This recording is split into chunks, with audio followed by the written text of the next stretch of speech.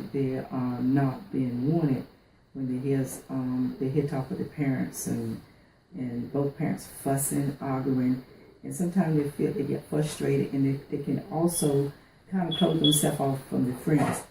And parents need to let the child know that they're still there for them. Let the child know that they love them and that they are there for them. And a lot of times, when the parents separate, the child had been so used to seeing both parents there that sometimes when they don't see their mother and their father there, it makes them feel like they are just by themselves. So one thing about the parents, they just need to be there for them. They don't need to argue with the children. They don't need to be saying things that is around the kids. They don't need to let the child know that it's really not their fault. Sometimes they have, parents go through different things. So in all of that, I'm saying that the parents just needed to let the child know that they love them and that they are there for them. Some of the ways how a child act out in the phase of going through divorce is sometimes in school they act out, they get withdrawn, sometimes they get in trouble, they fights in school because they're trying to get attention. Because a lot of times the children don't know how to deal with the idea of not having both parents beside them.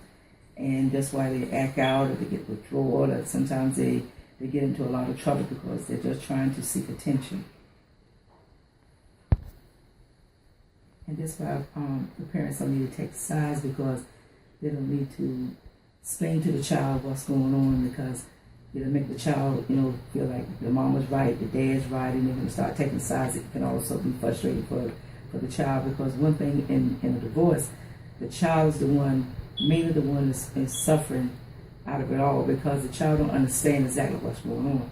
They just think it's something that they did, and the parents just need to let them know it's not their fault. In the conclusion, children needs to know that they are not the victim, and it needs to know in the midst of the divorce that, again, like I've stated before, that they need to know that they are loved, and the parents really need to let them know that they are totally there for them.